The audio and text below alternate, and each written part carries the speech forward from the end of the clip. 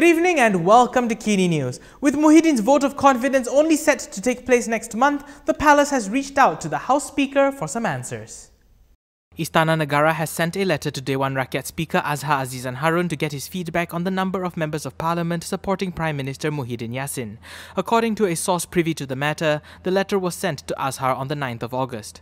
The highly placed source also confirmed to Malaysiakini that a copy of the letter which had gone viral is true. Through the letter, it was said that the young di-Pertuan Agong wanted to know the number of lawmakers supporting the Prime Minister. It stated that Azhar, through an earlier letter dated August the 3rd, had briefed the palace that Muhyiddin had 106 MPs on his side then. Currently, Muhyiddin has the support of 23 UMNO MPs at most, after 15 UMNO MPs turned on him. This would mean that Muhyiddin only has support from 100 MPs, 11 shy of a simple majority. It was signed by the Comptroller of the Royal Household, Ahmad Fadil Shamsuddin. Meanwhile, former Federal Court Judge Gopal Sriram said the legitimacy of Muhyiddin as Prime Minister and Perikatan Nasional as the governing body is unquestionable until MPs cast their vote on a motion of confidence at next month's parliament session. He said statements expressing or withdrawing support for a political leader must be done in parliament.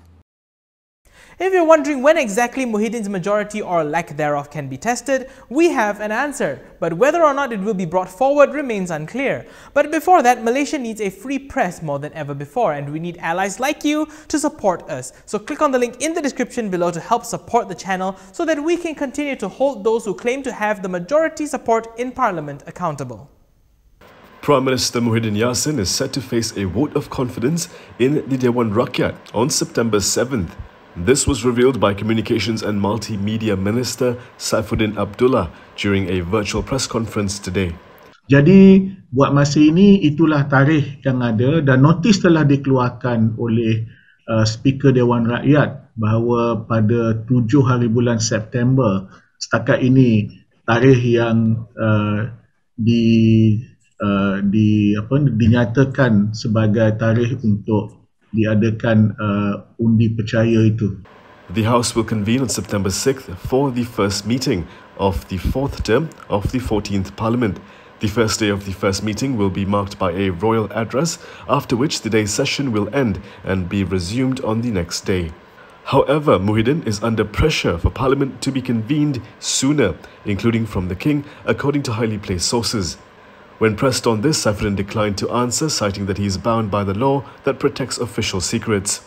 He also declined to confirm whether the cabinet will discuss speeding up the vote of confidence. Semua perkara ada banyak kemungkinan, Haris. Dalam politik ini ada pelbagai kemungkinan. Namun secara rasminya tarikh yang ada ialah pada 7 September.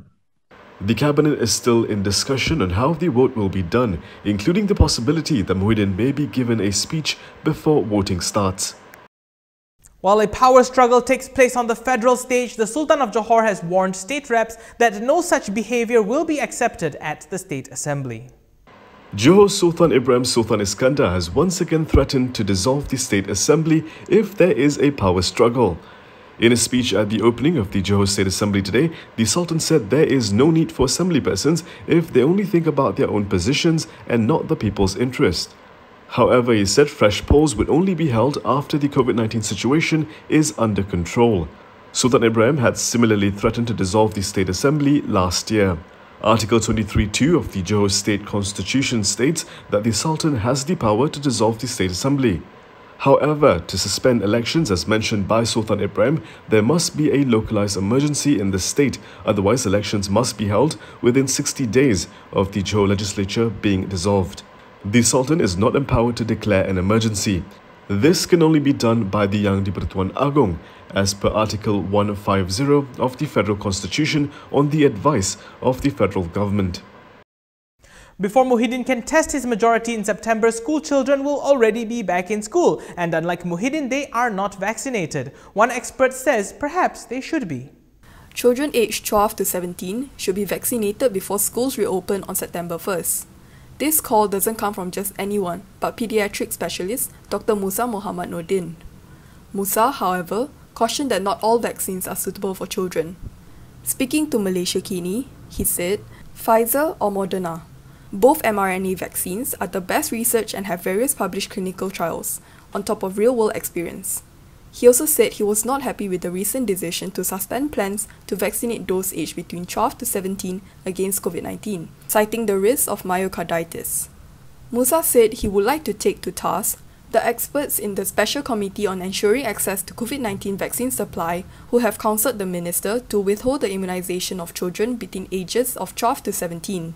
He said, this wait-and-see attitude is diametrically opposed to the opposition of the JKJAV when they extricated the AstraZeneca vaccine from the National COVID-19 Immunization Program and rolled it out like a lottery. Citing data from the United States Centre of Disease Control, or CDC, due to the lack of data from the Malaysian Health Ministry, Musa said the risk of children developing myocarditis due to COVID-19 complication was far higher compared to vaccination. Myocarditis refers to the inflammation of the heart muscle, and pericarditis is inflammation of the outer lining of the heart. The CDC reports that the risk of myocarditis in 12 to 17-year-old boys is 67 per million. However, recent research has shown that this risk is 13 times with the SARS-CoV-2 virus, estimated at 876 per million. For girls, this is 24 times higher with natural COVID infection. Good Morning G-Sure is the first plant-based and complete nutrition drink made in Malaysia. It is suitable for those who are lactose intolerant. Research made by local universities found that more than 90% of our Malaysian population are lactose intolerant. Lactose intolerance can cause bloated stomach and diarrhea. Good Morning G-Sure helps to improve the immune system, reduce the risk of illnesses, and helps to improve general well-being and strengthen our bodies. A happy family starts with a healthy family. I'm still active, healthy, and going strong at the age of 52. It has to be Good Morning G-Sure. COVID-19 continues to spread in Malaysia, and if you thought 20,000 cases was high, today we recorded over 21,000. Malaysia has once again reported a record-breaking number of new COVID-19 cases. On Thursday, the Health Ministry reported 21,668 new COVID-19 cases. Besides the Klang Valley, 5 other states reported 4-digit cases, with Sabah and Sarawak reporting more than 2,000 cases each. Johor and Sarawak also reported record highs. Selangor today reported over 6,000 new cases, followed by Kuala Lumpur with over 2,400 new cases. Menteri Besar Amiruddin Shari said today that the Selangor state government will thoroughly discuss the possibility of reopening schools in the state in September, as they do not want it to be a premature decision. For the state government of Selangor, we will discuss thoroughly by next week the possibility or the ideas to open the schools in September. Is it possible? Or we will give an advice to the National Security Council to make sure the decision is not premature.